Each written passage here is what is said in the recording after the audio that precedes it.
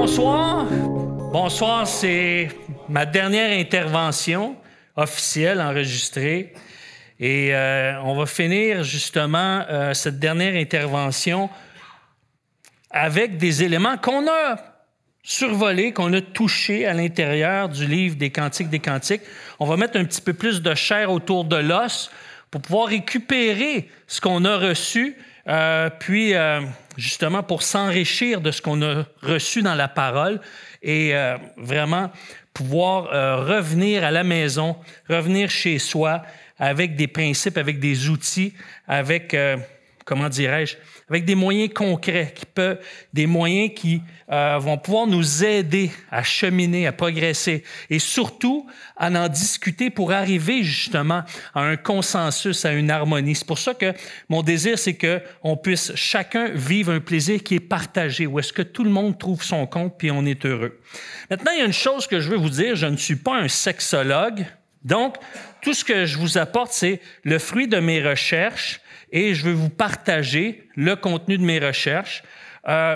Si vous voulez aller plus loin, là-dessus, j'ai animé une série d'émissions avec une infirmière qui s'appelle Diane Deslongchamps, il y a environ 1 an et demi, qui s'appelle « En toute intimité » sur les ondes du 92.7 FM. Donc, en toute intimité, si vous allez sur ericlantier.net, ericlantier.net, c'est mon nom, .net, vous allez dans la barre de recherche « En toute intimité », vous allez avoir différents sujets sur justement l'intimité sexuelle qu'on a abordé à la radio et on développe un peu ces sujets qui vont être abordés ce soir. Encore une fois, je vous invite à faire vos propres recherches. Rappelez-vous, comme je l'ai dit au début, 1 Thessaloniciens 5, 21, examinez toutes choses, retenez ce qui est bon et ce qui est bon pour vous à ce moment-ci et ce qui est bon pour les mois et les années à venir. Donc, on va toucher 4 questions. Qu'est-ce qui fait qu'un couple cesse de faire l'amour? Pourquoi la sexualité est importante dans notre relation de couple? Comprendre la sexualité au féminin et au masculin, puis comment aborder la sexualité dans le couple. Donc, prions s'il vous plaît.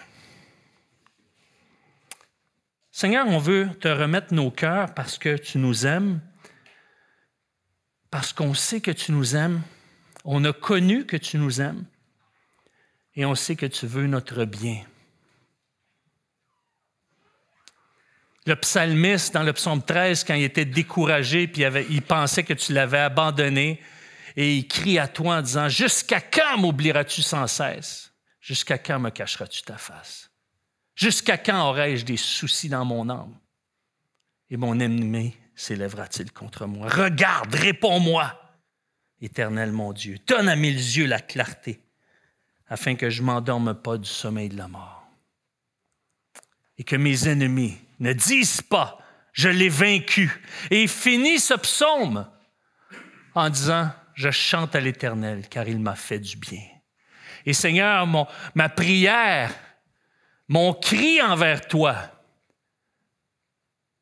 c'est que dans les prochains jours, les prochaines semaines, chaque personne ici puisse te louer en disant « Je chante à l'Éternel, car il m'a fait du bien ».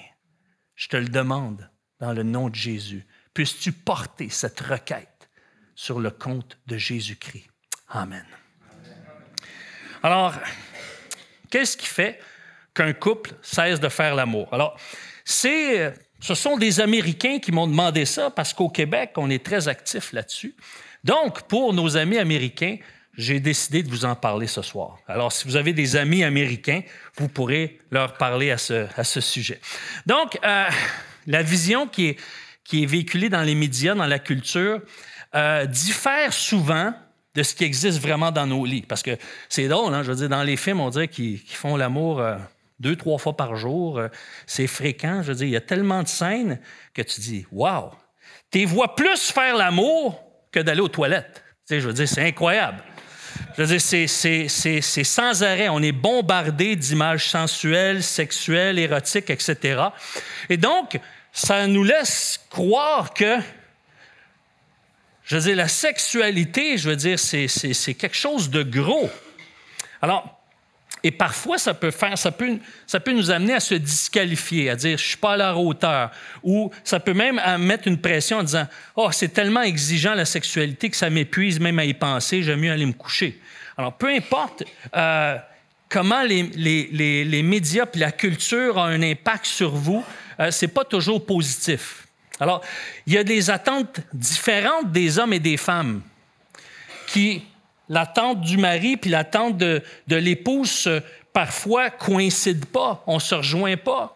Et ça peut venir d'un manque d'éducation, ça peut venir de certains mythes croyant que pourtant je l'ai l'affaire, qu'est-ce qu'il y a qui ne marche pas. Ça peut être des douleurs physiques, émotionnelles, avant, pendant ou après l'acte. Et donc, il y a des problèmes de santé qui peuvent jaillir chez les femmes, par exemple une variation d'hormones, ménopause, diminution d'estrogène, l'usure dans le couple, métro, boulot, dodo, des douleurs ou même du ressentiment.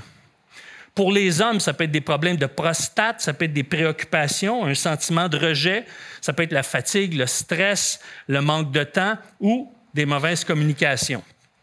Ce qui est intéressant, c'est que John Gray va nous dire que dans son livre « Mars et Vénus sous la couette », il nous dit quelque chose d'intéressant parce qu'il met le doigt sur le bobo. Il dit « Les hommes ont besoin de sexe pour voir leurs sentiments amoureux s'éveiller, tandis que les femmes ont besoin d'être amoureuses pour éprouver du désir sexuel. » Je répète, les hommes ont besoin de sexe pour voir leurs sentiments amoureux s'éveiller, tandis que les femmes ont besoin d'être amoureuses pour éprouver du désir sexuel. Donc, c'est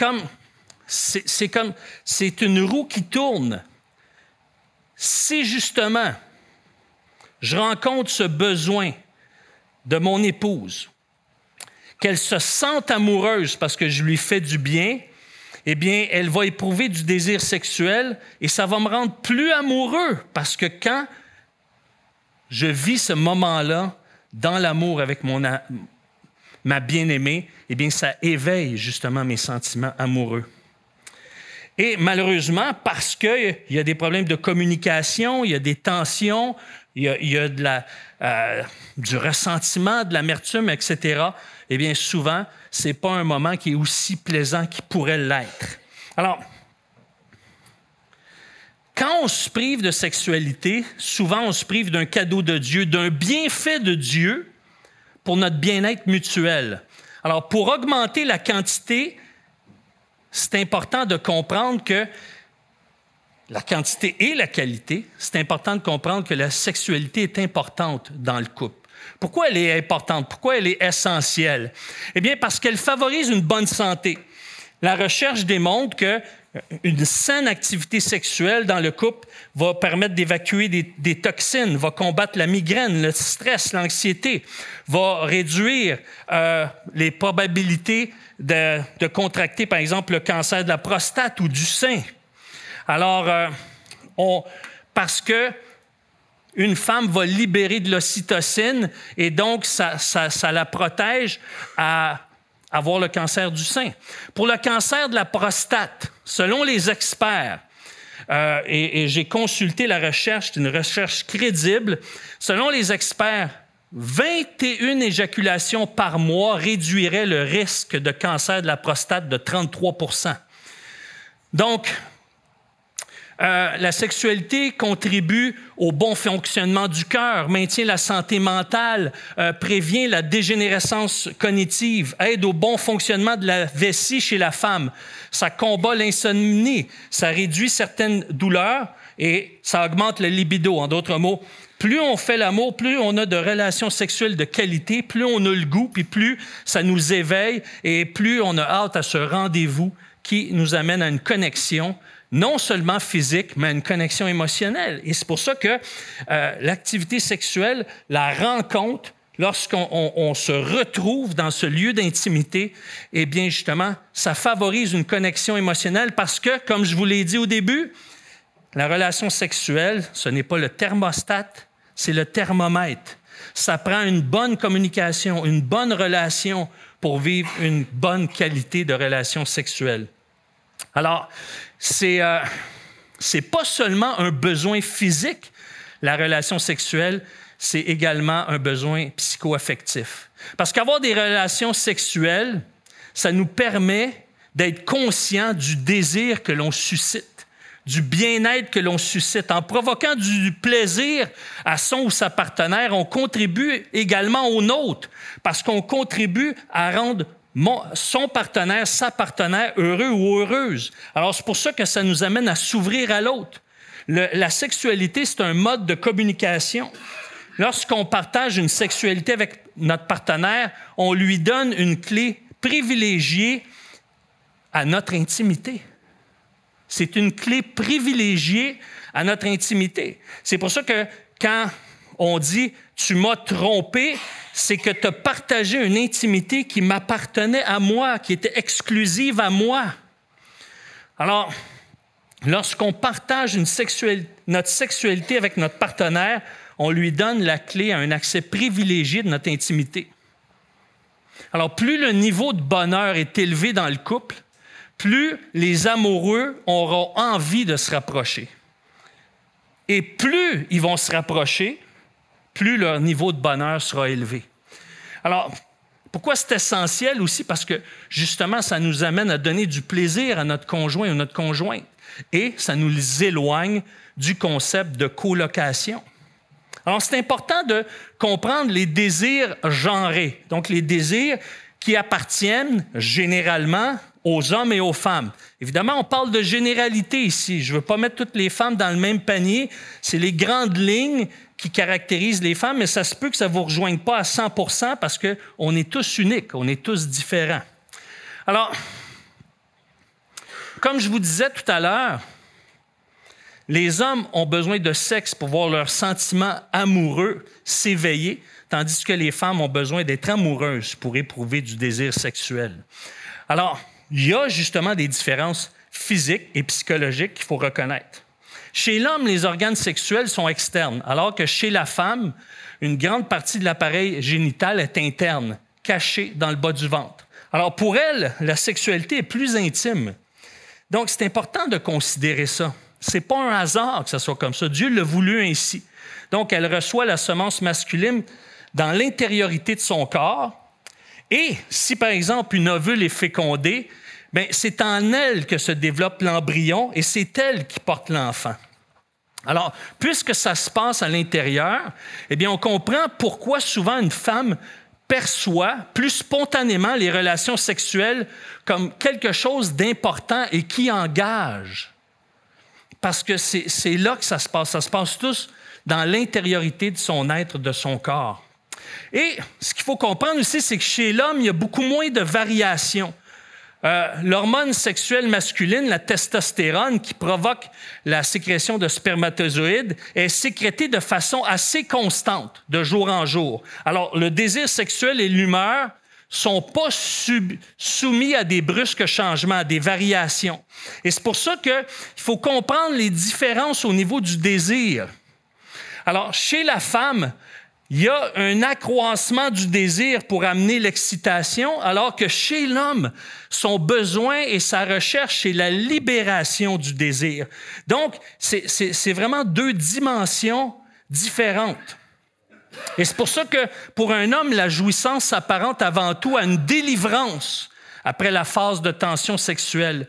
Le plaisir sexuel, lui, correspond à une montée en puissance progressive de la tension sexuelle. C'est deux réalités différentes qui se complètent parce que Dieu nous a fait différents. Dieu a créé l'homme et la femme. Et non seulement il a créé l'être humain en deux genres différents, il les a créés de manière différente. L'homme par le souffle en soufflant dans la terre et la femme par la côte de l'homme. Alors, il y a vraiment une double distinction dans l'origine de l'homme et la femme. Donc, c'est pourquoi l'homme, règle générale, je vous disais, il est un micro-ondes, puis une femme a un four à convection. Alors, l'homme a besoin de sexe pour s'ouvrir à l'amour, tandis que la femme a besoin d'amour pour s'ouvrir au sexe, à la sexualité. Et c'est pour ça qu'une femme est sensible à la qualité de la relation amoureuse et non seulement à l'acte. Et elle a bien du mal à ouvrir son corps si son cœur est encore blessé par une dispute, une remarque désagréable ou un manque d'attention. Alors, ce qui fait que certains hommes vont dire « les femmes sont donc compliquées ». Non, elles ont besoin de sentir qu'on est préoccupé. C'est ça la différence. Alors, ça demande de l'écoute, ça demande de l'attention. Puis, c'est pour ça qu'on doit être sensible à la réalité de l'autre. Et ça demande du dialogue, ça demande de l'attention, ça demande également de la tendresse. Au niveau de l'ascension et de la chute du désir masculin, parce qu'il y a une libération qui s'opère, ce qu'il faut comprendre, c'est que les hommes réagissent à l'apparence physique et au toucher physique. Alors, l'accumulation se fait rapidement et pour un homme, le plaisir, c'est la libération de la tension sexuelle. Et c'est pour ça qu'ils vont rechercher rapidement la stimulation directe parce que ça produit un plaisir maximal. Et ce qu'on va voir tout à l'heure, c'est comment composer avec les deux réalités. Et je vais vous suggérer une façon bien, sans rentrer dans les détails, là, mais juste comme pour que vous ayez une bonne idée de qu'est-ce qui peut nous amener à chacun tirer justement une satisfaction. Et pour un homme, le succès se mesure à la satisfaction de sa partenaire. C'est important pour un homme de dire « Wow, j'ai contribué à son bonheur, j'ai contribué à son bien-être. » Et donc, lorsqu'il contribue à la fois à son plaisir et à celui de son épouse, il y a un sentiment de paix, d'amour et de joie, et souvent même, il va s'endormir immédiatement après parce qu'il est comblé. Alors, l'homme se sent puissant et choyé lorsqu'on l'apprécie, qu'on l'accepte et qu'on lui fait confiance. Et c'est pour ça qu'un homme peut se sentir rejeté quand une femme lui refuse de faire l'amour. Il le prend comme un rejet. Les femmes peuvent faire fuir les hommes sans s'en rendre compte. Des expressions comme « je suis trop fatigué »,« je ne suis pas d'humeur » peuvent créer un sentiment de rejet chez l'homme sans que la femme s'en aperçoive. Ça ne veut pas dire qu'on doit se forcer à le faire si on est fatigué. Ce n'est pas dans ce sens-là, mais c'est de prendre conscience, de dire c'est comment on aborde le fait qu'on est fatigué pour rassurer notre partenaire. Donc, c'est dans l'approche, c'est dans la communication, c'est comment on compose avec la réalité puis le besoin de l'autre. C'est ça qui fait la différence. Autant chez les hommes envers les femmes, mais les femmes également envers les hommes. Parce que ce qui est intéressant, c'est que la recherche démontre que les hommes sont plus hypersensibles qu'on le pense. Un refus peut les blesser. Et si un bon nombre d'hommes sont hypersensibles, la recherche démontre que les femmes sont davantage susceptibles. Alors, il faut composer avec cette réalité-là. C'est pour ça qu'on doit être plus délicat dans certains contextes, de faire plus attention, d'être attentif, d'être à l'écoute de notre femme. Et donc, ça fait partie de notre réalité et on apprend à développer des rapports en fonction de ces réalités. Encore une fois, ce sont des généralités, ça ne s'applique pas à tous. Ce n'est pas une formule, comme on dit en anglais, « one size fit all ». C'est des grandes lignes que la recherche a découvert, a pu mettre le doigt dessus. C'est peut-être vrai dans certains cas à 60, 70, 80 %. On parle de majorité et pas de la totalité des hommes et des femmes. Donc, l'excitation et la libération pour les femmes, eh bien, c'est différent. Elle a besoin de se sentir aimée par son partenaire pour être excitée. Une femme doit d'abord se détendre avant d'être excitée. C'est pour ça qu'elle va dire « je suis trop fatiguée ». Ça veut dire quoi? C'est que j'ai vécu du stress aujourd'hui, je ne suis pas libéré de ce stress-là, je n'ai pas la tête à ça parce qu'il y a plein de choses dans ma tête, dans mon cœur qui se passent, puis je ne suis pas dans une atmosphère, dans une ambiance pour aller là. D'où l'importance de lui permettre de se sentir accueillie, écoutée, de ne pas l'interrompre lorsqu'elle a quelque chose à nous parler durant la journée pour qu'elle puisse se sentir comprise et soutenue. Pour une femme, la sexualité, c'est une accumulation de tensions. Plus elle peut ressentir son désir, plus c'est satisfaisant. Alors, c'est pour ça qu'une femme aime, règle générale évidemment, être taquinée ou amenée progressivement à l'endroit où elle a envie d'être touchée. C'est pour ça que les caresses subtiles qui s'en vont tranquillement vers les régions érogènes, c'est toujours plus gagnant que l'accès direct. Alors, c'est pour ça qu'on parle de préparation, de prélude, de préliminaire. Alors, les femmes, elles, ça vous arrive-tu en auto? Moi, ça m'arrive souvent. Chérie, tu vas trop vite. Chérie, ralentis. Chérie, il y a une courbe. Chérie, c'est glissant. Tu vas trop vite. Bien, c'est vrai aussi dans le lit.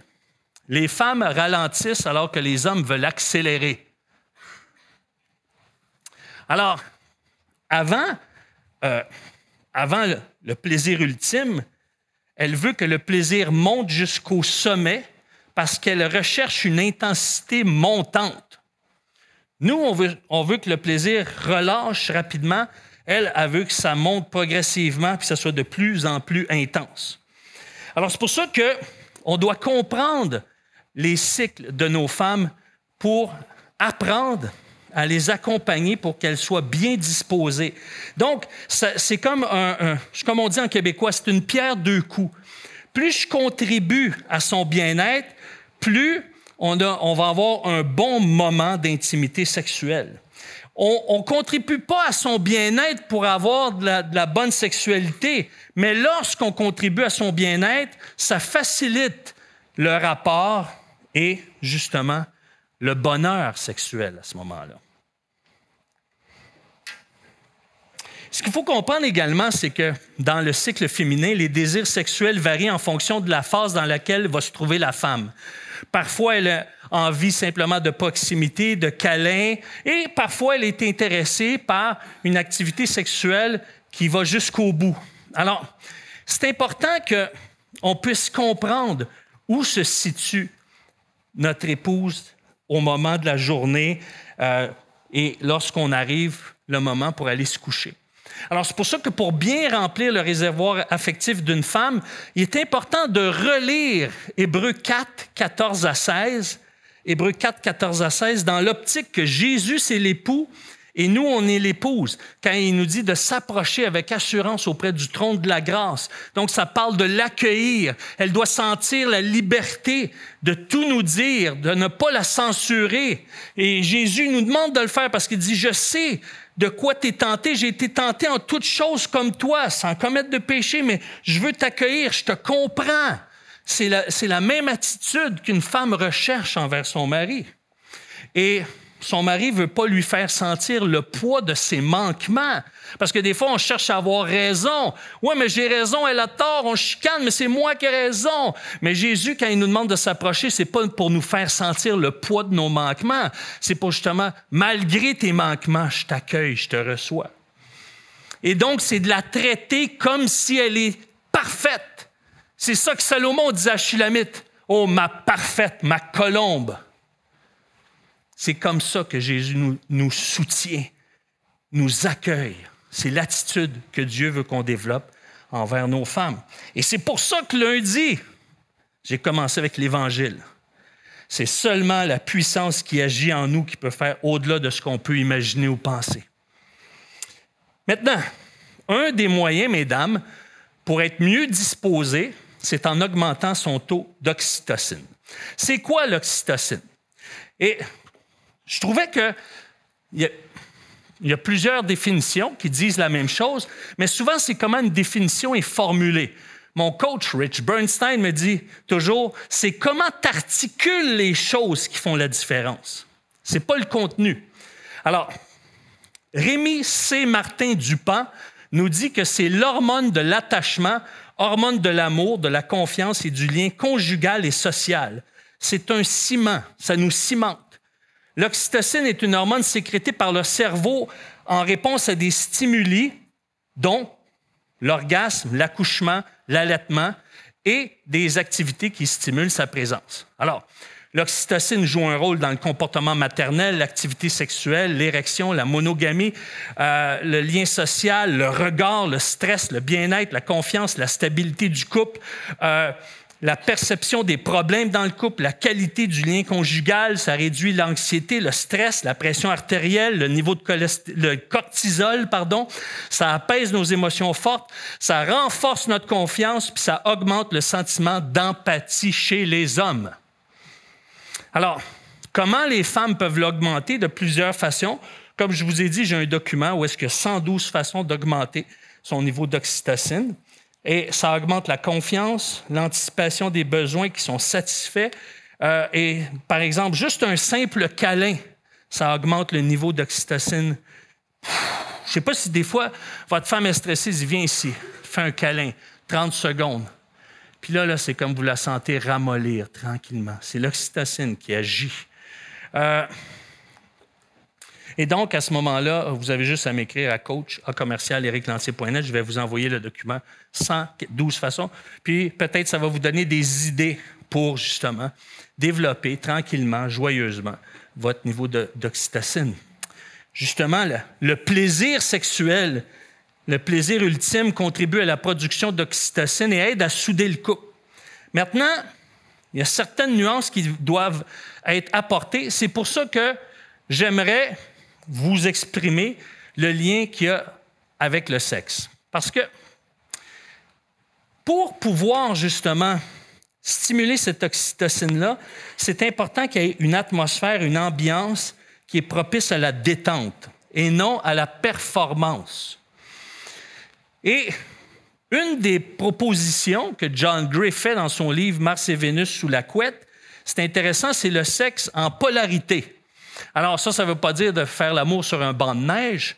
C'est le sexe en polarité, mais ça n'a pas l'air de ça. Mais c'est une approche qui consiste à ce qu'on vive un plaisir en alternance. Alors, puisque un homme, pas tous les hommes, mais bien des hommes, surtout aux États-Unis, aiment avoir un plaisir direct, aiment se faire toucher immédiatement, sentir qu'il y a de l'activité qui se passe dans le terrain de jeu, disons-le comme ça. Alors, c'est pour ça que dès qu'une femme commence par donner du plaisir à son mari, et pendant ce temps-là, elle se préoccupe du plaisir de son mari, jusqu'à ce qu'il soit suffisamment excité pour qu'on change de rôle maintenant. Et là que lui, il a vécu une certaine excitation sans aller jusqu'au bout, parce que là, c'est comme peine perdue pour la suite, mais juste l'exciter suffisamment pour que par la suite, comme on dit en québécois, on lui passe la POC, c'est à son tour, maintenant qu'il est suffisamment excité, suffisamment gonflé, si on veut. Et là, à ce moment-là, il se retourne vers le plaisir de son épouse jusqu'à ce qu'elle puisse avoir du plaisir en premier et ensuite son mari terminer avec le plaisir, parce que pour que l'excitation qui a été amenée à son climax chez la femme puisse redescendre tranquillement. Et là, à ce moment-là, ça permet à l'homme d'avoir un plaisir. Et ce qui est important, messieurs, c'est qu'une fois que vous avez du plaisir, de ne pas laisser votre épouse là. Bonne nuit. Parce que Gary Ezzo, il dit, c'est le meilleur somnifère. Faire l'amour, c'est le meilleur somnifère que les hommes ne peuvent pas consommer. Mais le problème, c'est que justement, une fois qu'il y a eu une grande excitation chez son épouse, c'est important après, pas juste avant ou pendant, mais après de la caresser, lui caresser les cheveux, lui manifester de l'affection physique. Et quand, moi, je vous donne un conseil, moi, je vous lance des pistes comme ça, et vous, après, vous examinez toutes choses, retenez ce qui est bon, OK? C'est des pistes, c'est des outils que je vous donne, c'est des flèches dans votre carquois, puis discutez-en en couple, puis parlez-en, puis revenez là-dessus, puis riez-en, ayez du plaisir à en parler. Maintenant, ce qui est important, quand l'homme arrive à son plaisir, c'est important, mesdames, que vous puissiez lui marquer une appréciation par un sourire pour que lorsqu'il vit son plaisir, lorsque justement il vit son plaisir, il peut avoir cette image de cette satisfaction que vous avez pour que lui, il soit imprégné. Parce que savez-vous, quand Paul il dit que quand l'homme s'unit à une prostituée, il fait une seule chair avec elle, il y a un ciment. Quand un couple a vécu des relations sexuelles puis veut se séparer, c'est plus difficile parce qu'il y a un ciment qui les connecte. Il y a quelque chose de puissant physiquement qui nous connecte et c'est ce qui se vit physiquement qui nous amène un attachement au travers de l'oxytocine et d'autres phénomènes physiques. Il y a un attachement. Et quand l'homme voit sa femme pendant qu'il a du plaisir et il la voit avec une expression de satisfaction, il est figé, il se sent un héros, il sent un énorme bien-être. Il y a sa satisfaction à lui qui lui produit un bien-être, mais en plus, il voit, j'ai contribué au bien-être de ma femme et il le voit par le sourire. C'est important pour vous, messieurs, de la regarder quand vous avez votre excitation ultime. Pour vivre ce moment et être imprégné, ça va vous aider dans vos combats et dans vos luttes lorsque vient le temps d'être tenté à regarder d'autres femmes ou des scènes ou des images. Ça va vous rappeler ce bonheur que vous procurez. Ça vous rapproche de votre femme. Et Dieu l'a créé ainsi. Alors, parlons des différents types de relations sexuelles. Là, je ne parle pas des positions. Là. Je ne rentrerai pas là-dedans. N'ayez pas peur. Les petites vites, les quickies, les faits maison puis les gourmets. J'en ai parlé un petit peu avant, mais c'est important d'avoir un bon équilibre.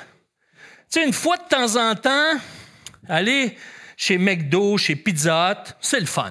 Tu sais, une petite excitation. OK, on a un petit peu de temps là, où on va, où ça arrive spontanément, puis OK, wow, tout, ça se passe.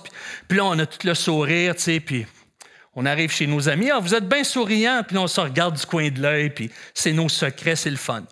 Mais le fait maison, quand c'est ce qu'on vit chaque semaine, tout dépendant combien de fois vous le faites par semaine, ça, je ne veux pas rentrer là-dedans, mais c'est comme ce qui est régulier. Et le gourmet, c'est quand on sort de la maison, on se loue une chambre d'hôtel, on fait un petit voyage, une escapade. C'est important qu'il y ait cet équilibre-là. Juste des petites vites, des petits quickies, à un moment donné, votre conjointe va dire « il manque quelque chose ». Juste du fait maison, c'est que ça devient routinier. C'est toujours pareil, ça devient tannant, puis bof, on peut bien sauter à soir, là. C'est toujours du pareil au même. Mais des gourmets, ça coûte cher, ça demande de l'énergie, puis si on se limite juste à ça, on peut être longtemps sans le faire. Fait que ça prend un équilibre des trois. Et c'est pour ça que c'est important de ne pas tomber dans le sexe routinier et avoir un peu de spontané. Et écoutez, moi, j'ai dû demander pardon à ma femme là-dessus parce que, bon, vous faire une petite confession. Okay? Moi, j'aime bien ça, avoir du plaisir avec ma femme avant de me coucher, parce que je dis toujours, moi, après ça, je dors bien. Je dors comme un bébé, puis j'aime bien ça. Fait que c'est devenu une routine comme ça. Fait que, à un moment donné, out of the blue, venant de nulle part, ma femme me prend par le cou, puis elle me regarde en voulant dire, c'est là. Puis moi, je dis, non, chérie. Ce soir, avant de se coucher. Là, je viens de l'éteindre. Mais c'est... En plus, ça venait d'elle, le spontané. Après ça, je me suis dit, je suis bien cave. Je ne l'ai pas l'affaire, je suis bien cave. J'ai demandé pardon, je disais, j'étais... Mais c'est vous? C'est là que je vois que j'ai une femme de qualité parce que ça ne l'a pas empêché de revenir avant de se coucher et de nous faire vivre un bon moment explosif. Alors, mais les femmes aiment quand on sort de la routine. Mais tu sais, sortir de la routine, dans une atmosphère où est-ce qu'elle se sent bien, en sécurité, elle se sent comme bien. C'est important. C'est pour ça que c'est important d'en discuter parfois de ce qu'on aime moins, puis on va voir ça. On va voir ça un peu plus tard. Donc, je vous ai donné quelques petites indications pour sortir de la routine. Par exemple, mesdames, si vous voulez vous affirmer en tant que femme, avec la dentelle de soie noire, ça vous donne que vous voulez vous affirmer. Si vous avez de la dentelle ou de la soie blanche, ça veut dire que vous ressentez le besoin d'être aimé avec douceur, tendresse et sensibilité. C'est ce que la recherche a démontré. Si vous utilisez de la dentelle ou de la soie rose, ça démontre un abandon sans retenue aux caresses les plus folles. Vous désirez sentir la force de votre partenaire et vous fondre dans son amour. Si vous avez des sous-vêtements noirs, ça indique que vous voulez séduire, vous montrer plus audacieuse que l'accoutumée. Si vous portez une chemise de nuit courte et flottante sans rien en dessous, c'est que vous démontrez vos couleurs, si on peut le dire comme ça. Alors, si vous voulez que votre amoureux vous hume, vous savoure sensuellement, un parfum sensuel, une eau de toilette aux senteurs exotiques peut justement vous aider à démontrer que c'est ce que vous recherchez. Alors, c'est important aussi de voir comment on peut aborder la sexualité dans le couple, justement pour éviter qu'il puisse y avoir, comment dirais-je, des excuses boiteuses qui font juste créer de la déception dans le couple ou un sentiment de rejet, comme on l'a vu tout à l'heure, chez le partenaire. Alors, comment aborder la question si on veut parler de romance, d'amour, de sensualité, même d'érotisme? Alors, j'aime bien ce que Diane Deslongchamps, cette infirmière avec qui j'ai partagé le micro sur les ondes du 92.7 FM. Tout ce qu'on n'exprime pas s'imprime. Tout ce qu'on n'exprime pas s'imprime. En d'autres mots, ça crée une marque. C'est important, si on ne veut pas que ça s'imprime comme une blessure, de pouvoir l'exprimer. Alors, c'est pour ça que la qualité de la relation sexuelle dépend de la communication, du partage et de la réception de ce qu'on partage. Alors, c'est important d'en parler. Pourquoi? Pour qu'on puisse progresser, grandir ensemble. Et parce que la sexualité touche plein d'autres aspects de la vie. Comme cette semaine, j'ai parlé beaucoup de sexualité, mais si vous avez remarqué, c'est toujours en lien avec d'autres aspects de la vie. Quand on touche la sexualité, on touche la communication, on touche la tendresse, on touche l'acceptation, on touche justement l'acceptation de l'autre, la compréhension de l'autre, la compréhension de l'état de l'autre. Ça touche plein d'aspects de la relation. Alors, et ce qu'il faut comprendre, c'est qu'à chaque tranche de vie, notre regard sur la sexualité change. Et on doit apprendre à communiquer. Apprendre à partager ce qu'on a envie, ce qu'on a le goût. Et des fois, on peut partager une façon de vivre la sexualité qui ne rejoint pas notre partenaire, mais en parlant, sans menace, sans tension, de manière très détendue, on peut arriver à vivre sensiblement ce qu'on recherche, mais par un autre moyen où est-ce que les deux s'accordent. Et c'est pour ça que c'est important de ne pas avoir des attentes élevées, mais de chercher à mieux connecter. C'est ça qui est important. Alors, pour ça, on doit se concentrer sur les bonnes choses, prévoir du temps pour en parler, d'en parler gentiment, d'en parler d'une façon détendue. Justement, si on fait une petite escapade, une fin de semaine, on vient d'aller prendre une marche, de marcher dans les bois, puis on s'assoit, on prend un café, on en parle tranquillement, c'est détendu, il n'y a rien qui nous attend après. On peut parler longuement, puis s'expliquer, puis apprendre à se comprendre. Et c'est important aussi que quand une femme en parle à son conjoint, n'oubliez pas que lui, il cherche la performance. Donc, c'est important d'utiliser l'approche sandwich. Ça veut dire que de lui manifester ce que vous appréciez et ensuite de lui partager ce que vous désirez, mais comme un souhait, en disant « Sais-tu qu'est-ce qui me ferait du bien? Sais-tu qu'est-ce qui me rendrait heureuse? Sais-tu qu'est-ce qui me comblerait? » Et là, à ce moment-là, lui dire « Bien, merci de m'avoir écouté, merci de le considérer. » Et quand il le fait, de manifester de l'appréciation. Et éviter le « mais », tu sais.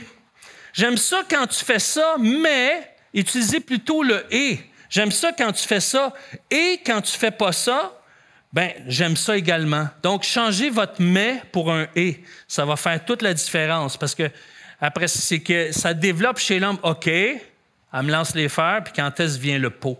Donc, c'est important ça. C'est un petit changement qui peut faire toute la différence. Et c'est aussi ce qu'il faut comprendre, c'est que faire l'amour, là, c'est pas instinctif. Ça se bâtit à l'intérieur d'une relation qui se bâtit. Et c'est pour ça qu'on a besoin d'être sensible aux besoins de notre partenaire. Spécialement, un homme doit considérer les besoins qui touchent la tête, le cœur et le corps. La tête, le cœur et le corps. J'ai la tête remplie, ça ne sera pas un moment agréable.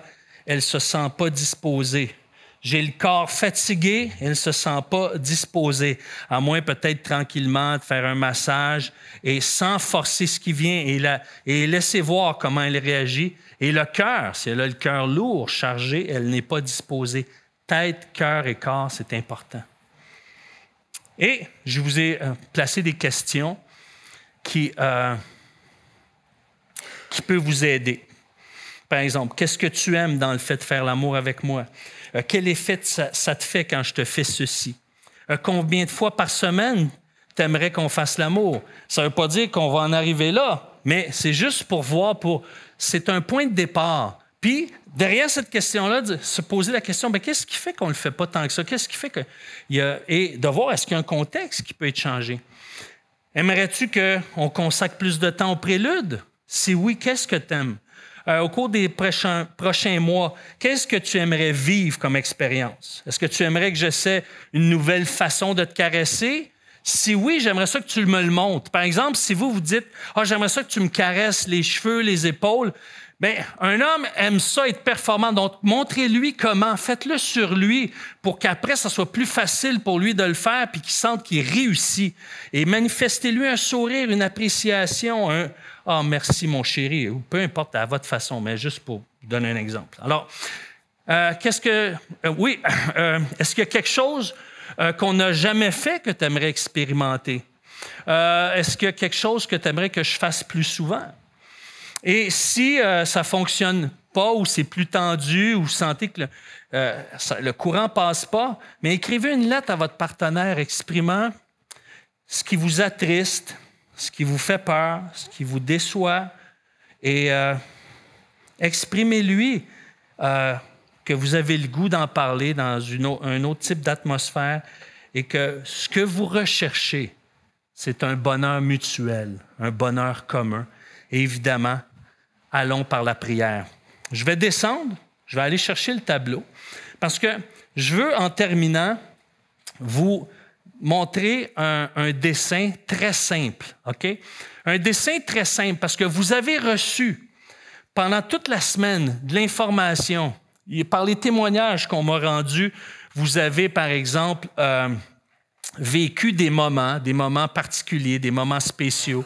Il y a, dans certaines circonstances, le Seigneur vous a parlé, vous a amené à prendre conscience, soit de faire des deuils, soit d'aller plus loin, soit d'ouvrir la communication, etc. Et je veux, par un simple dessin, puis je ne suis pas un dessinateur, mais vous allez voir, n'importe qui peut dessiner ça. C'est assez facile. OK. Quelle couleur je prends? J'aime le bleu, mais bon. OK. OK. Quand vous êtes arrivé au camp des bouleaux, supposons là, que relationnellement puis émotionnellement, vous étiez là. OK? Puis là, le Seigneur vous a parlé, vous a fait du bien. Puis là, vous êtes là, ici. Puis là, vous arrivez chez vous, la routine revient, ça recommence, vous n'êtes pas au paradis terrestre du camp des bouleaux. Puis là, ça redescend ici. Puis là, vous dites, oh non, je veux dire, on a monté, on a tout fait ça, puis là on est en train de rétrograder, de reculer, on redescend. On n'est plus ici, là on est rendu là. OK? Mais ça, c'est l'adversaire qui veut vous enlever votre joie. C'est vrai que vous êtes là, mais vous êtes pas mal plus haut que vous étiez, par exemple. Perdez jamais ça de vue. Ne perdez jamais de vue que ce que vous avez reçu, oui, vous allez en échapper en chemin, mais vous n'allez pas tout perdre. Vous allez progresser. Vous ne pouvez plus voir maintenant votre relation amoureuse de la même façon parce que le Seigneur vous a éclairé, chacun de vous, de manière différente, dans des réalités différentes, dans des défis différents, dans des tranches de vie différentes. Mais vous avez reçu de Dieu cette semaine, ne serait-ce qu'une chose qui va vous éclairer, qui va vous aider à persévérer, à cheminer, à progresser, parce que c'est la puissance de l'Évangile qui agit en nous, qui fait au-delà de ce qu'on peut imaginer ou penser. Prions, s'il vous plaît, et j'invite les musiciens à s'approcher. Seigneur, merci pour cette semaine. Seigneur, je disais à Daniel Langlois, le directeur général de ce camp, que j'ai vraiment senti une grande réceptivité à l'écoute de ta parole, comme rarement j'ai pu ressentir en tant que prédicateur ou enseignant. Tu as vraiment préparé les gens à ce rendez-vous, à cette rencontre de cette semaine. Je sais une chose, c'est que tu as parlé, tu as agi. Et ça, c'est ton œuvre, Seigneur, c'est la tienne.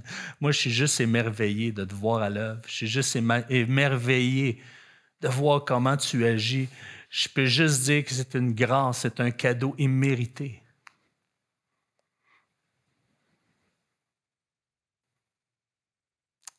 Seigneur, merci. Merci pour tous les bons moments qu'on a vécus, qu'on va vivre encore pour ces dernières heures. Puisses-tu protéger chaque personne sur la route, protéger les couples, Seigneur Dieu. Pardon.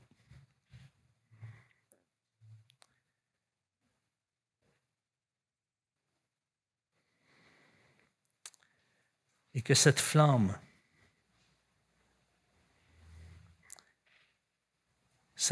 Seigneur Dieu, que tu as placée dans nos cœurs, puisse être constante, puisse être continuellement éveillée, rallumée, stimulée, pour que tu sois glorifié dans nos vies et qu'on puisse être une source d'espoir pour les gens de notre entourage. Je te le demande dans le nom de Jésus, pour la gloire de Jésus. Amen. Merci beaucoup d'avoir été là, d'avoir pris le temps d'écouter ce que j'avais à dire. Je vous remercie dans le nom de Jésus. Amen. Amen.